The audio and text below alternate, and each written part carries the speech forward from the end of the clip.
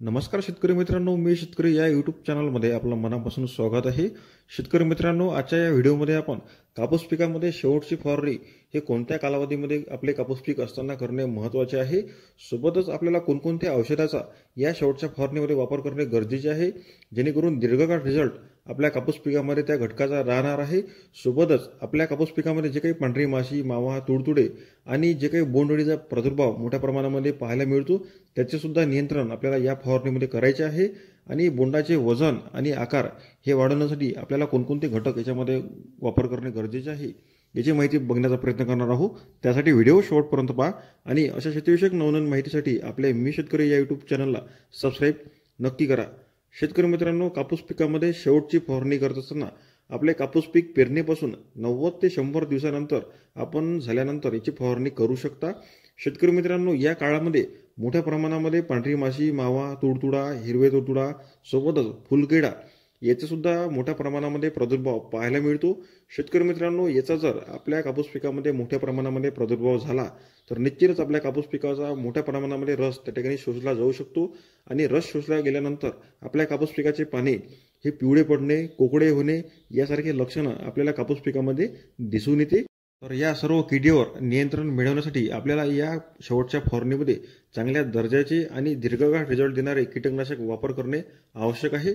शेतकरी मित्रांनो, ही आपल्या कापूस पिकाची शेवटची फवारणी असणार आहे। यानंतर आपण कोणत्याही प्रकारचे आपल्या कापूस पिकामध्ये फवारणीचे नियोजन करत नसल्यामुळे चांगल्या दर्जाचे कीटकनाशक वापर करणे आवश्यक आहे। तर वापर करत असताना आपण यूपीएल कंपनीचे उलाला या कीटकनाशकाचा नक्कीच या शेवटच्या फवारणीमध्ये वापर करू शकता। याच्यामध्ये जर आपण घटक पाहिला तर आपल्याला फ्लोनिकामीड 50% हा घटक यूपीएल कंपनीच्या उलाला या कीटकनाशकामध्ये प्रामुख्याने पाहायला मिळते। शेतकरी मित्रांनो, याचा वापर करत असताना आपला जो काही 15 लिटरचा पंप आहे तर त्या 15 लिटरच्या पंपासाठी आपण 5 ग्रॅम घेऊन फवारणी करू शकता।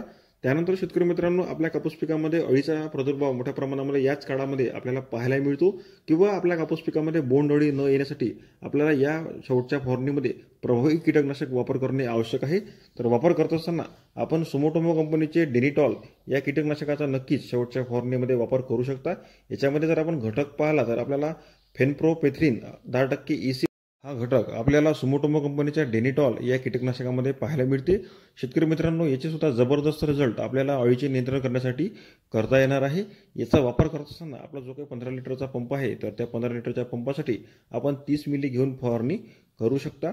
किंवा शेतकरी मित्रांनो, आपण नागार्जुन कंपनीचं प्रोफेक्स सुपर हे सुद्धा कीटकनाशक सर्व प्रकारच्या अळीवर नियंत्रण करण्यासाठी करू शकता। या कीटकनाशकामध्ये अंडीनाशक आणि अळीनाशक असे दोन्ही गुणधर्म असल्यामुळे आपल्याला कापूस पिकामध्ये चांगल्या प्रकारे रिझल्ट या कीटकनाशकाचा पाहायला मिळणार आहे। प्रोफेक्स सुपर वापर करत असताना 35 मिली आपला जो काही 15 लिटरचा पंप आहे तर त्या 15 लिटरच्या पंपासाठी हे प्रमाण घेऊन फवारणी करू शकता। त्यानंतर शेतकरी मित्रांनो, महत्त्वाचा टप्पा कापूस पिकामध्ये म्हणजे बोंडाचे वजन आणि आकार। तर आता बोंडाचे वजन आणि आकार हे वाढवण्यासाठी आपल्याला जास्तीत जास्त पालाश हे अन्नद्रव्य असलेले विद्राव्य खत त्या ठिकाणी शेवटच्या फवारणीमध्ये वापर करणे आवश्यक आहे। तर शेतकरी मित्रांनो, जास्तीत जास्त पालाश हे अन्नद्रव्य असणारे विद्राव्य खत म्हणजे 05234 किंवा 0050 या दोनपैकी कोणत्याही एका विद्राव्य खताचा आपण आपल्या पिकाच्या शेवटच्या फवारणीमध्ये वापर करू शकता। वापर करत असताना 80 ते 100 ग्रॅम जो काही 15 लिटरचा पंप आहे त्या 15 लिटरच्या पंपासाठी हे प्रमाण घेऊन फवारणी करू शकता। तर शेतकरी मित्रांनो, अशा प्रकारे 2 ते 3 घटक जर आपण आपल्या कापूस पिकामध्ये फवारणी केले तर निश्चितच पांढरी माशी, मावा, तुडतुडे सोबतच बोंडअळीचा सुद्धा नियंत्रण झालेले पाहायला मिळणार आहे।